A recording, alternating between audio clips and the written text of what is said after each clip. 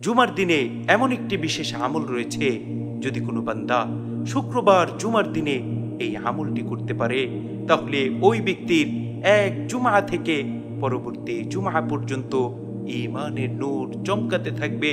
শুধু তাই নয়, মহান মালিক ওই ব্যক্তিকে দাজ্জালের ভয়াবহ ফিতনা থেকে হেফাজত করবেন। সুবহানাল্লাহ, সুবহানাল্লাহ ওয়া বিহামদিহি, সুবহানাল্লাহিল আযীম। সেই আমলটি হচ্ছে মিশকাতুল মাসাবিহের 2175 নম্বর হাদিস। আল্লাহ রসুলের অত্যন্ত প্রিয় সাহাবী হযরত আবু সাঈদ খুদরি রাদিয়াল্লাহু আনহু বলেন, রাসূল আকরাম সাল্লাল্লাহু আলাইহি ওয়াসাল্লাম ইরশাদ করেছেন, মান ক্বরাআ সূরাতাল কাহফি ফি ইয়াউমিল জুমআ, যে ব্যক্তি জুমার দিনে সূরাতুল কাহফ তিলাওয়াত করবে, আযা লাহুন নূরু মা বাইনাল জুমআতাইন, এক জুমআ থেকে পরবর্তী জুমআ পর্যন্ত ওই ব্যক্তির ঈমানের নূর চমকাতে থাকবে।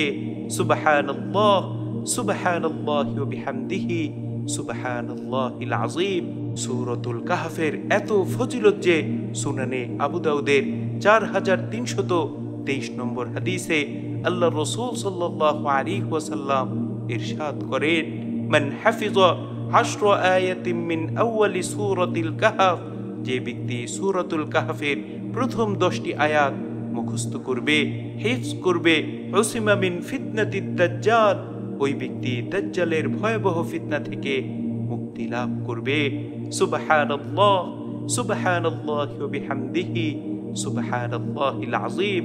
এছাড়াও সুনানে আহমদের আরেক বর্ণনায় রয়েছে, যে ব্যক্তি সূরাতুল কাহফের শেষ আয়াত পড়বে, শেষ আয়াত তিলাওয়াত করবে, ওই ব্যক্তি দাজ্জালের ভয়াবহ ফিতনা থেকে মুক্তি লাভ করতে পারবে।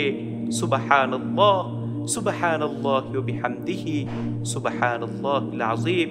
এজন্য আমাদের প্রত্যেকের উচিত হচ্ছে প্রত্যেক শুক্রবার জুমার দিনে সূরাতুল কাহফ তিলাওয়াত করা। এতে করে এক জুমা থেকে পরবর্তী জুমা পর্যন্ত আমাদের ঈমানের নূর চমকাতে থাকবে।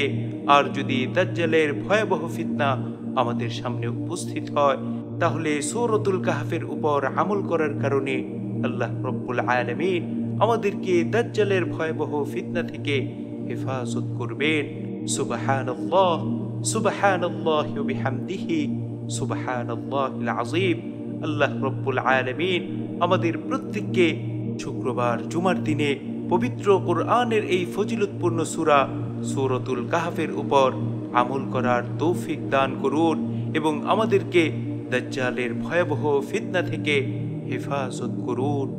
আমিন।